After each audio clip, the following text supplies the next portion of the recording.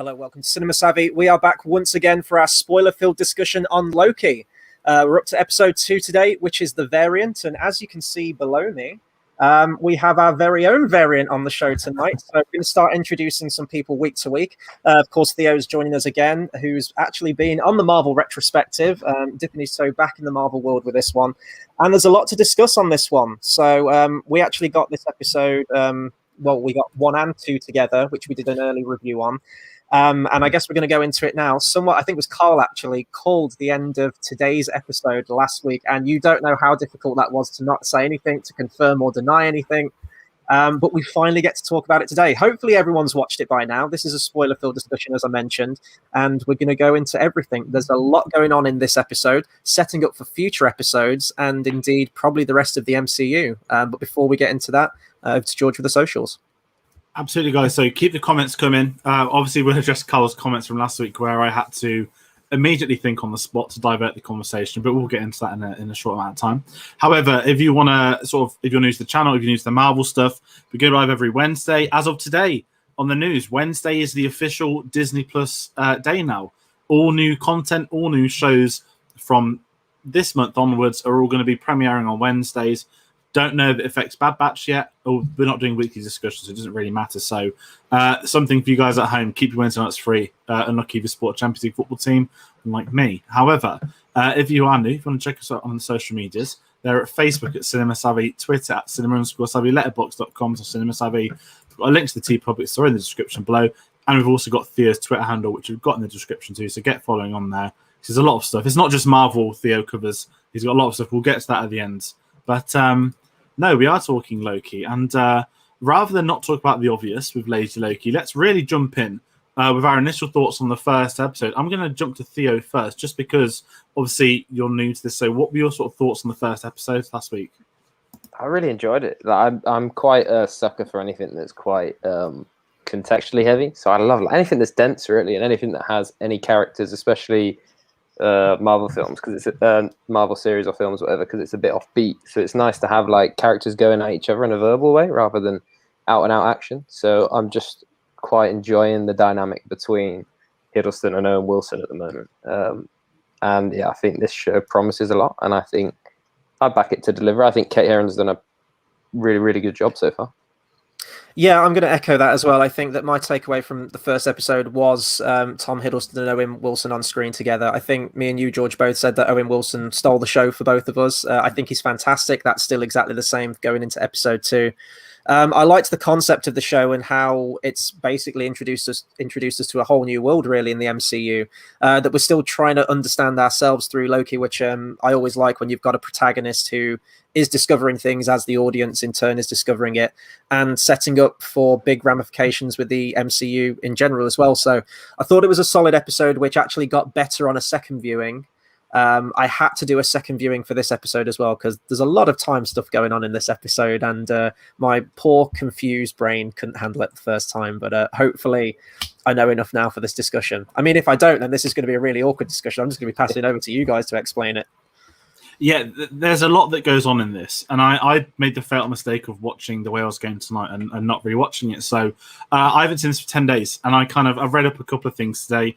One thing I will say, it's very snobbish when you have as screeners. I love seeing people's reactions to watching it today, and because normally we are part of that, but I'm very much restricted in I won't put a spoiler because I will get shot by a lot of my friends that do follow me. So it was kind of interesting, everyone's going to find out tomorrow about this, and the Twitter's going to be spoiled. And guess what? Lady Loki was trending at 9:55 a.m. this morning, which says everything you need to know about how the internet acts. But yeah, that being said, this episode was very heavy. I think episode 1, Chris, we are saying that I was very worried about this show, just because I don't know if it's wrong to the popularity of Loki, but it was the whole timeline thing, and we went into it that we came out of it loving it, and it was very different to what I thought in the right way.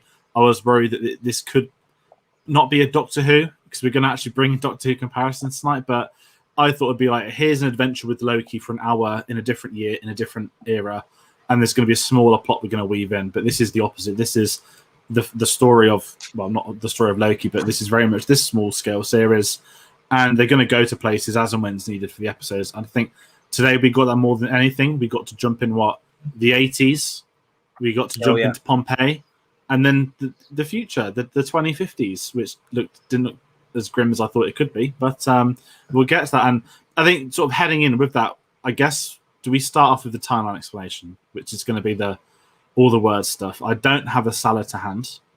I don't have salt and pepper. What on earth happened there? I don't know. But I think the big thing with this is that we're going to bring up the M word, not Mephisto, the multiverse. I think we kind of spoke last week saying that the multiverse concept is going to... I think the multiverse, we got Spider-Man in December, we've got Doctor Strange in March, WandaVision teased bits of it, but Loki to me is the show now, confirmed with today's episode. This is going to be the show that creates the multiverse, that everything kicks off. And I think the seeds were there for tonight, where they did have the explanations. And I don't know if anyone else, before we give the explanation, if they want to give their thoughts on the concept of the multiverse or how it came across. I think they handled it quite well. I know that you got the very handy visual diagram. It almost reminds me of Back to the Future 2, where you have like the sacred timeline, as they call it, and then different things branching off, and you can see these things just completely going astray. So I like the concept of it, and almost on the concept of the multiverse. I'm going to bring up Carl's comment here real quick from the opening scene in the 80s. I thought this last week when I watched it, and I thought it again today when I watched it. The bit at like the Renaissance fair that they've got going on, I thought that was the one who played Agatha when she says some people need this. Did anyone think she looked similar to that actress in the face a little bit? Was that just me? I don't know.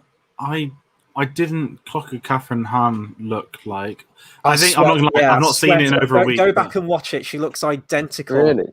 Yeah. Maybe that was a little nod. I thought maybe it was supposed to be that was Lady Loki. That's what I saw. When the episode finished, I was like, oh, maybe she was hiding in plain sight the entire time. Because they make kind of a big deal of it, don't they? Like the kind of it lingers in the conversation. Yeah. But just really quickly on the opening scene as well, it was basically like a music video, wasn't it? As mentioned, 80s. Whenever I hear "Holding Out for a Hero," it's fantastic. Nothing's going to ever top Shrek 2 for me, though. That will always be the peak Bonnie Tyler in that moment. But it was a great opening, some good action, well edited. Always get a kick out of hearing like an 80s song thrown in there. Did feel a bit random from the rest of the tone of everything. It felt like we're in the 80s, we need to throw some kind of 80s song in there. It was a good way to kick it off, but yeah, you kind of get drips and drabs linking in with the multiverse of what the villain's ultimate plan is. And I guess even 2 episodes in, we don't really know what the villain's ultimate plan is. We just kind of know what they're doing. It looks like essentially, well, we'll talk about Lady Loki at the end. She's basically nuking the timeline to just create absolute carnage and chaos, which we don't know the full effects of. We get glimpses of other Lokis, which I guess ties in with the multiverse. Will we see Hulk Loki? I don't even know what that thing was. I was trying to look at some of the pictures in the background. Some of those look very, very random. I don't know if they're from the comic books or if that's just the makers of this just having a bit of fun with it. Yeah, sorry. I would say the multiverse Lokis, I think is really interesting, because when the end of episode 1, I don't know if I'm the only person that thought, oh, we're hunting you. And I was like, oh, Tom Hiddleston's playing the villain in Loki because he's Loki. And I was really worried. But the moment they started, like, it was almost like the Star Wars holograms. They were like clicking through, like, here are all the different Lokis we've seen before. I was like, Spider-Man, Tom Holland, Tobey Maguire, Andrew Garfield. I was like, it's going to happen. And all my head spinning was on multiverse. Yeah. And I thought genius, because I should have known, but I just thought last week they're like, Tom Hiddleston, you're the villain. I was like, again, of course, Tom Hiddleston would be the villain in his own series, but he's also the hero. But I was kind of pleasantly then surprised, and I had some thoughts that obviously we got a big reveal later, but the whole multiverse stuff, I think, worked really well in that sense that straight away they kind of said that this is going to be different to what you're all expecting. Yeah, I think it's setting up so well, as in if it's setting up for that wider stuff, which we probably know it is, because we know that every man and his dog knows that multiverse stuff is coming later down the line, or even in like a few months' time. So I think it's quite clever to have the sort of chaotic tone in Loki, because obviously that is what he is, and that is what the show should be, I think. But then also to sort of build that up for later down the line and what we see. But I mean, like you're saying, I would love to see those. What was it? Tour de France winning Loki, all sorts of stuff like that. I'd love to see anything like that. Imagine if we get to see Hulk Loki smashing Bruce Banner around. Like, that would be hilarious. Maybe that's going to be a Marvel What If. I mean, they Yeah, can do yeah, that would be great. now, can't they?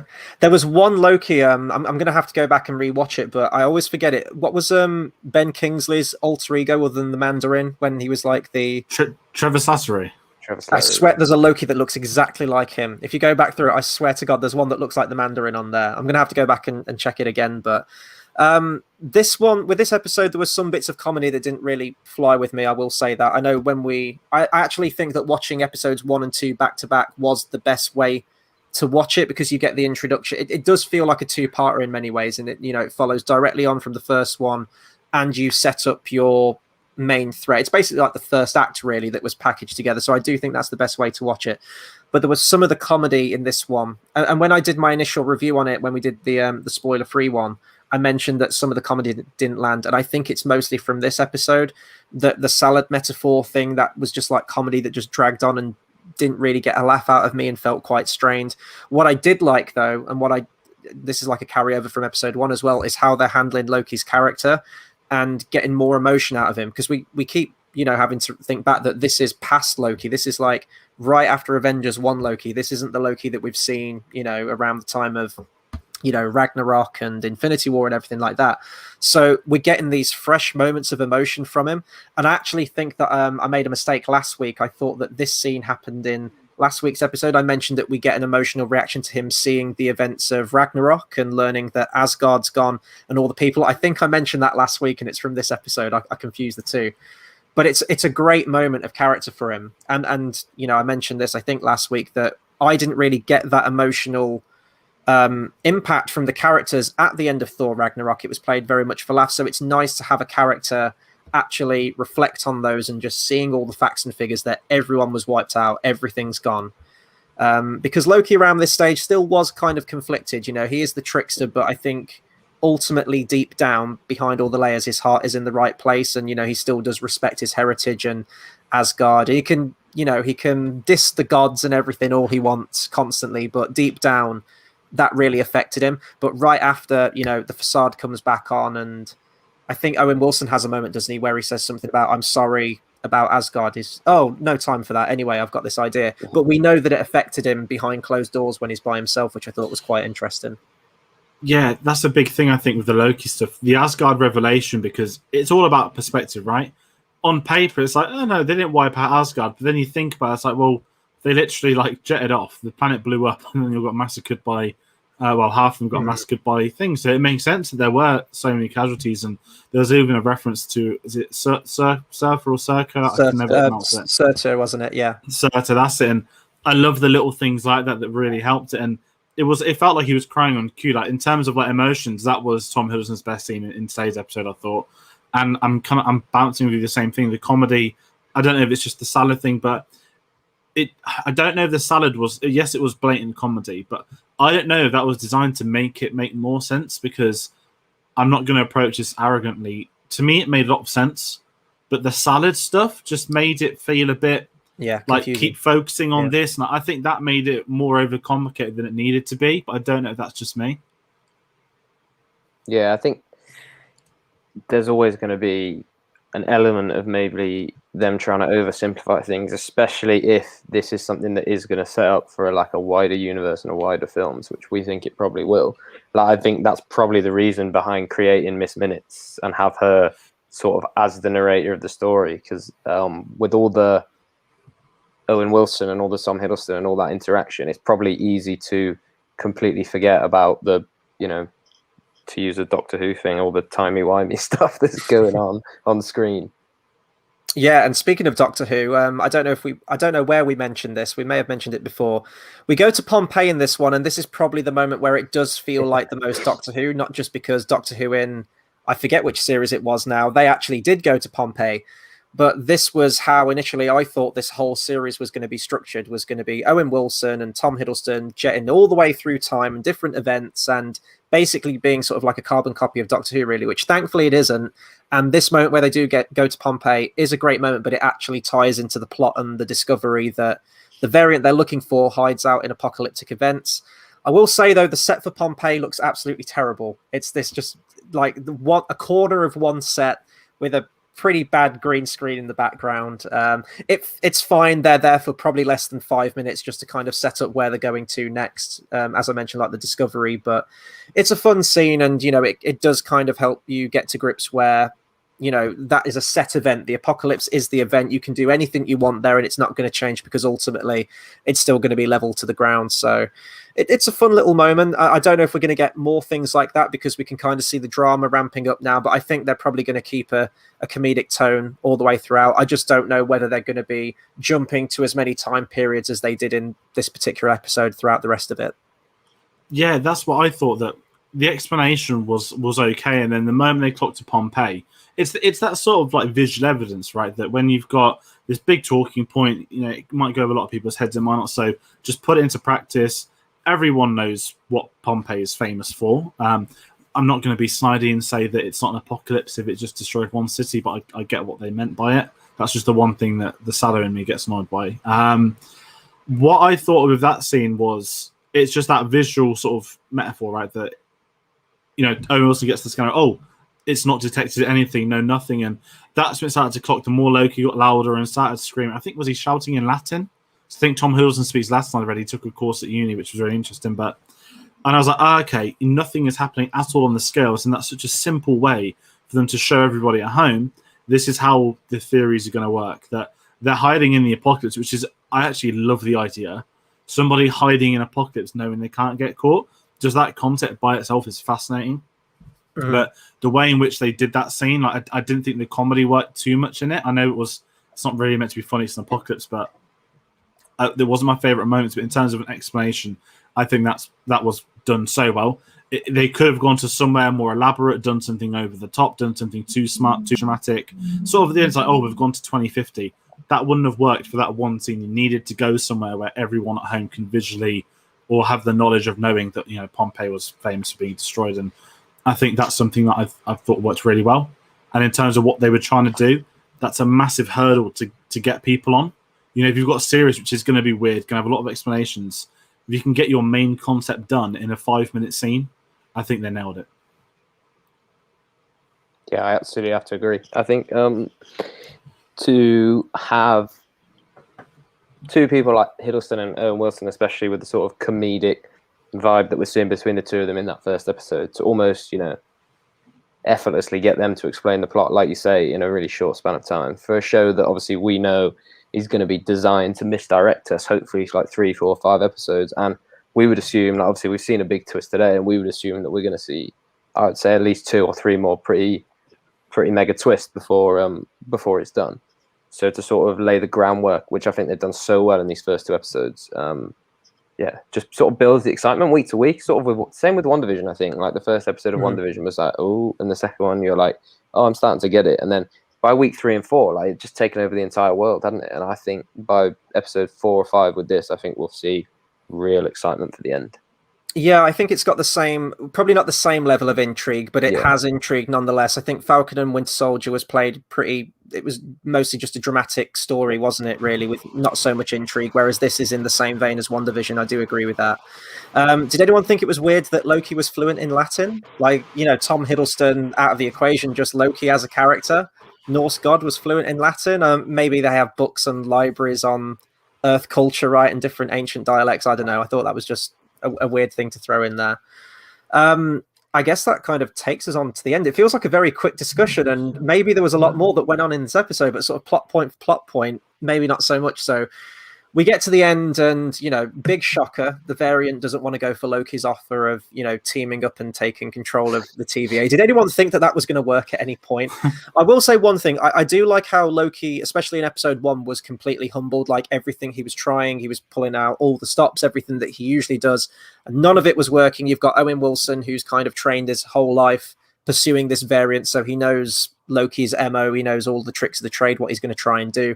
I liked that, but I would like to see Loki start to come into his own a bit more. He does feel like a very passive character as of these first 2 episodes, so he is the god of mischief, and if he's not sort of getting thrown about by the Hulk, or just kind of getting knocked out in slow motion, or just completely almost like laid bare, really, with all like the tricks of the trade that aren't working, it would be nice to see him actually do something and be Loki and actually get some successes under his belt a little bit after this episode, I think. Because ultimately he's just left looking confused, like, oh no, I've been outdone. How dare she not go for my offer? When it's fairly obvious even to a viewer. And if we're thinking it's obvious, then it should be obvious to Loki, who's meant to be, you know, this hugely, immensely intelligent being. But yeah, and then we get our reveal of Lady Loki. So I think some set photos were released, weren't they, of I forget the name of the actress now, but she was wearing the little Loki crown, or it was some kind of armor that she was wearing that mirrored what Loki wears. And a lot of people were speculating that it was Lady Loki from quite a while back, I think. But I must have seen those, completely forgot about it, because it was a big reveal for me. I know that we had a comment from Carl earlier mentioning that was it not obvious to anyone else what they were hunting for a woman purely from the amount of times they said he.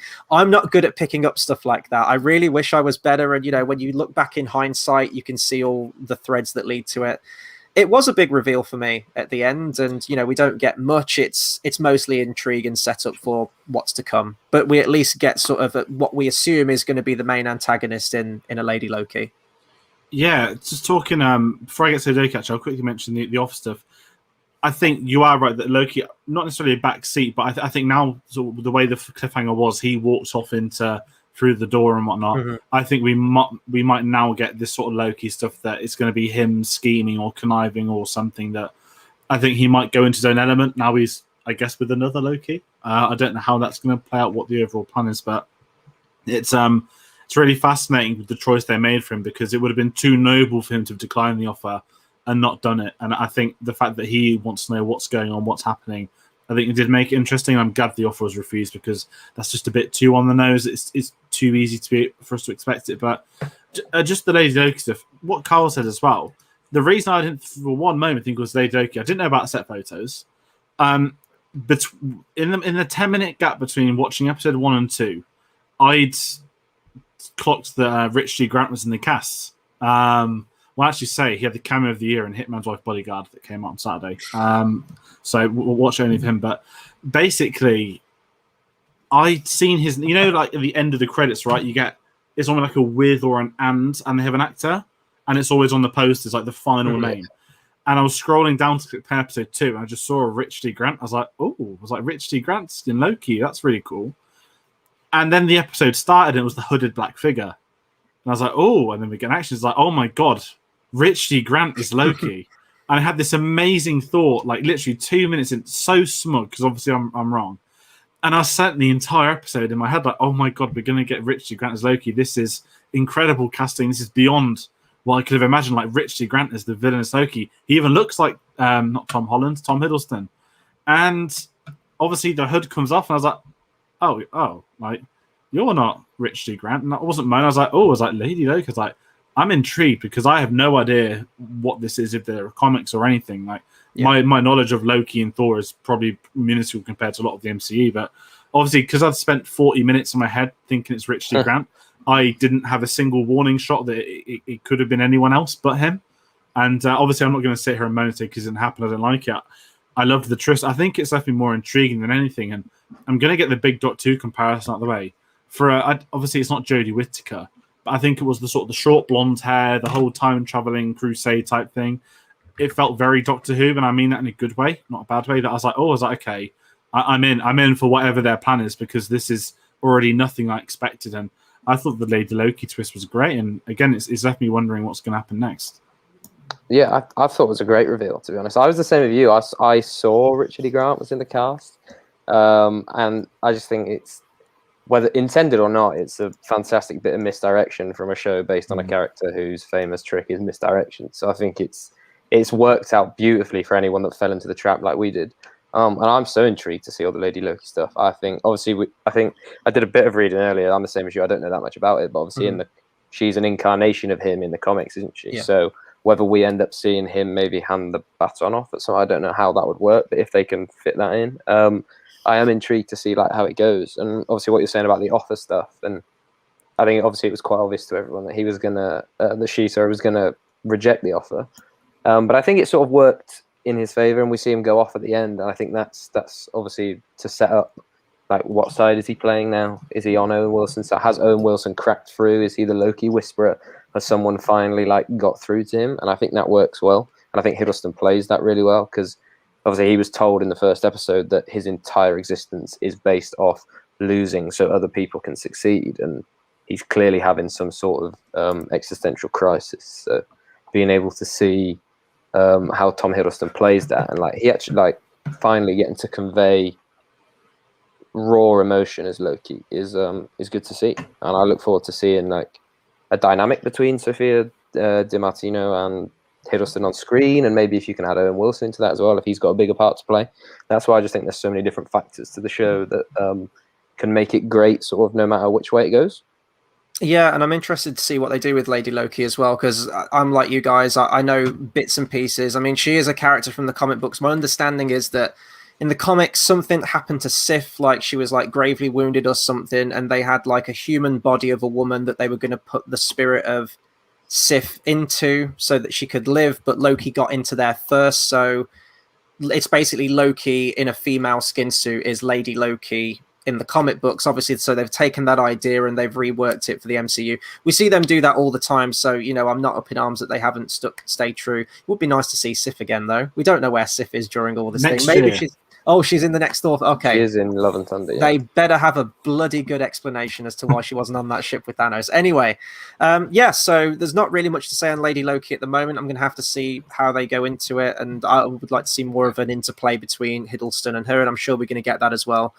I guess this sort of like takes us into sort of like where we think it's going to go next. And I picked up on this more on a second viewing, and I think probably the seeds of this were planted by Carl last week when he said that he feels that the TVA isn't all that it seems. Like that they're very selective about the things they're mentioning, and maybe there's an ulterior motive going on there. And I got that a lot more on a second viewing of episode 2.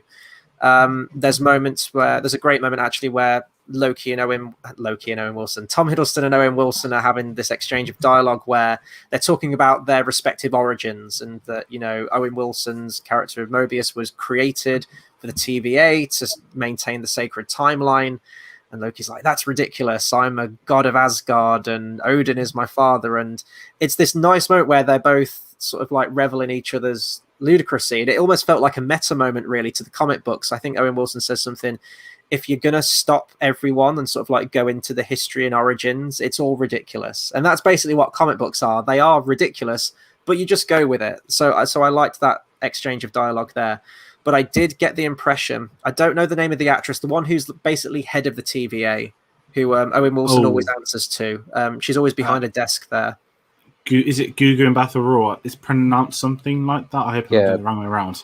I think she's going to turn out to be one of the main villains. On a second viewing, I got that. Maybe that was already there, but I didn't really clock it the first time. Watching it again, I definitely think that's where it's going to tee up. I think that Owen Wilson's almost going to have this crisis of identity when he realizes that the organization he's been working for isn't for the greater good, or isn't for this, prolific divine purpose of maintaining the timeline. Whether the 3 lizard people, who I'm sure have names, but I'm going to call them the 3 lizard people because that's what Loki does, whether they're going to be like these tyrannical overlords, or whether it is just going to be mostly inclusive at the TVA, I think it's going to lead to some kind of revolution within the TVA, which could also lead to the multiverse. That they have a purpose there to maintain the timeline, but I definitely think there's more going on behind the scenes that they haven't mentioned, or even haven't told Owen Wilson's character at this point. I'm in the same camp entirely. I saw a theory today. I know the theory's going to start. I don't know the masses of the comic laws, and this guy's going to be the villain in Ant-Man 3, so I don't even know if this works. But some people think one of the lizard people could be Kang the Conqueror, who's obviously I think people may know him by name, and they're saying in the animation last week it looks exactly like him as one of the 3 creators, and we know that he's going to be in Ant-Man 3, which is filming now, or if not in the next couple of weeks. So it's they've obviously cast the actor. Jonathan Majors has said he's not in it, but of course he would say he's not in it. I'm not saying he is in it. I just think the theories are starting up, but certainly the TVA is going to be the big thing for me. I think the way the show finished, with all the little sort of branches coming off of the multiverse, off the timeline, I kind of sat there thinking, okay, it's like, if this is the way in which the multiverse is formed, or parts of it formed, I'm really intrigued, because it looks like they're about to bomb the entire TVA. I know it was very much that circular device thing, which what did it do? Did it like clean the area again? I always forget what they described it as, the little bombs. Wipes it clean, yeah. You're looking at a massacre in truth if that ends up being done. But it's definitely really curious, and this is where my curiosity is. I don't know if it's because we know the multiverse is coming, but we don't know when, how, or is it the fact I'm intrigued in the show? I think it's a bit of both. But I think there's enough with that week gap to leave you thinking, oh, could it be a big villain? Could it be this? And it then also is, so what does Lady Loki know that she needs to then bomb all of them for? And I think that's one of my questions as well, that what is her end game plan? Because she clearly needed Tom Hiddleston's Loki to do it.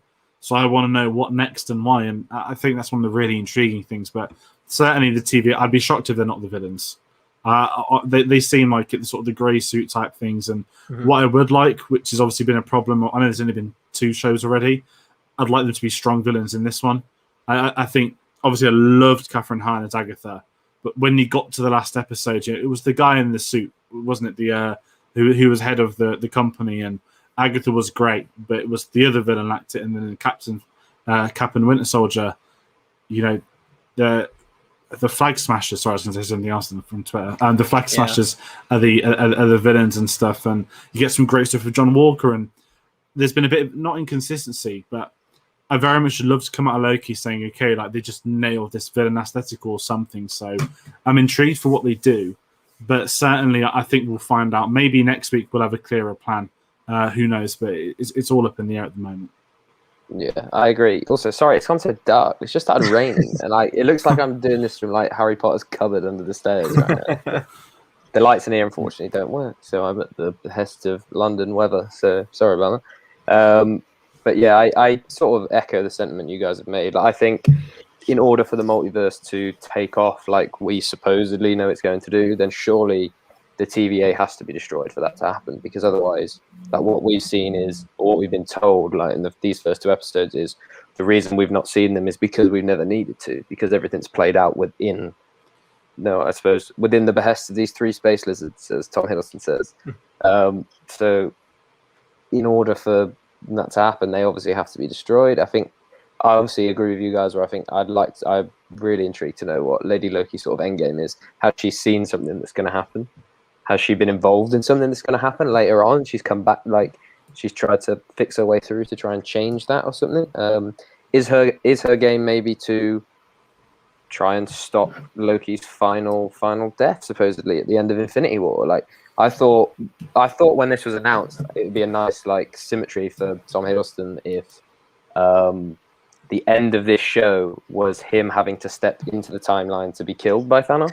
That's what I mentioned that to you, George, didn't I? That he goes off screen, yeah. He goes off screen, doesn't he, in Infinity War, and he comes back and he says, "Do you need a guide?" Like I would, if that, because there's like a Batman comic, I think, isn't there, that does a similar sort of thing with Bruce Wayne having to step in and kill his parents. So if Loki has to step in and die, I think that would be cool symmetry. But then I'm nowhere near under the impression that they're gonna axe Tom Hiddleston from playing Loki. So I think he's way too important to them in general. But yeah, I'm really excited to see the rest of the show. Bring it on Wednesdays, I suppose.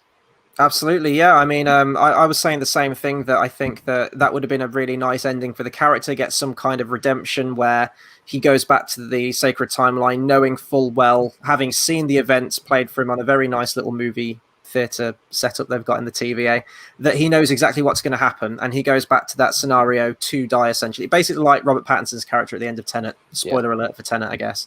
But George, you mentioned that you don't think that that's how it would go down, because he'd have to remember everything, all the lines of dialogue, and some of the bits would probably still seem very out of character, even for a character who is sort of like the master of mischief and everything.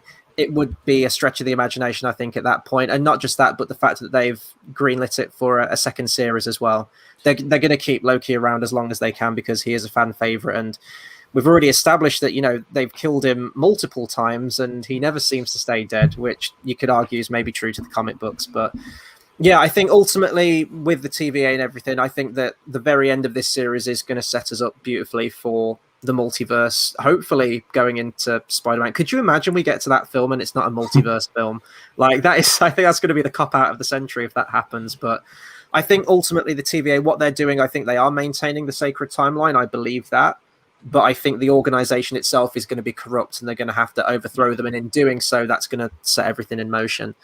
But I think that'll do it for our conversation on episode 2. We're only at 35 minutes, but I physically don't think there is anything else that we can talk about from this one. We don't have an episode title for episode 3. So we know that it's obviously going to still be directed by Kate Herron, and it's actually being written by Bisha K. Ali. I don't know if that's how you pronounce her name, who is actually going to be the head writer on the Ms. Marvel TV show. So I guess all eyes on next week's episode. So hopefully it's written well, which will lead us in nicely into Ms. Marvel when that's released. So yeah, that'll do it for our conversation, our spoiler-filled discussion on episode 2. Be sure to comment, like, share, subscribe, and let us know your thoughts on this episode. Do you think it was a strong episode, a good continuation on from episode 1? And where do you think it's heading? Did you predict the Lady Loki thing? Anything about this episode or indeed the MCU in general? Please do let us know. We're back every Wednesday, 8 p.m. BST for more Loki discussions. We've got essentially a month, haven't we? 4 more weeks of this. There's only 6 episodes, and then we're into unknown territory after that. So if you like our reviews, if you like Marvel, keep it locked here because we're going to be bringing it every single Wednesday. On top of that, we also have our Bond reviews. If you want to break from the MCU for a little bit, it's always good to have that as well. We're back on Tuesday for The Spy Who Loved Me. We're well into the Roger Moore films now and going strong. That's going to be 8 p.m. on Tuesday, the 22nd of June. So check that out. And I'm sure we have movie reviews and stuff along the way, don't we, George? What do we got coming out? What's big at the moment? In the Heights is already out, as in the review. Film's out on Friday, so that was me and Tate. If you really care, have a look at that. Hitman's Life Bodyguard, mentioned it today. Very enjoyable film, well worth seeking out the cinema. And this Friday, believe it or not, we have a new Pixar film out, and no one knows because it's been marketed terribly. That's going to be on Disney Plus, even though they accidentally tweeted it was going to be at cinemas a month ago too. So Luke is out this Friday. Expect a review at some point.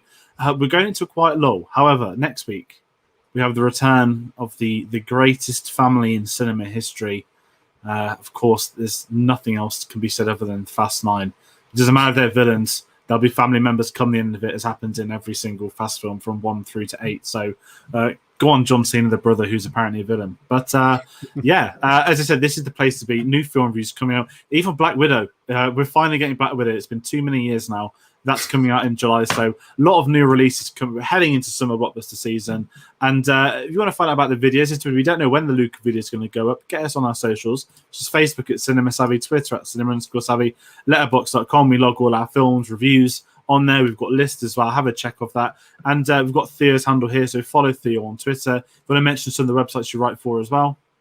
Yes, I've probably got a few reviews coming soon for World of Real. I've still got an In the Heights one to do, to be honest with you. I watched it last week, but I've just been so busy I've not been able to do it yet. Obviously, we're seeing Fast 9 on Monday, so I'm rapidly shooting through the 7 and 8 that I've not seen. Ready for that. So I look forward to seeing Vin Diesel jump through 3 cars and roundhouse kick John Cena in the face. We're going to end it on that, I think. I think you can't top that, can you? So Fast 9, go and see it. It looks incredible. That'll do it for us. We'll see you next week for more Loki. Take care, everyone. Nice one.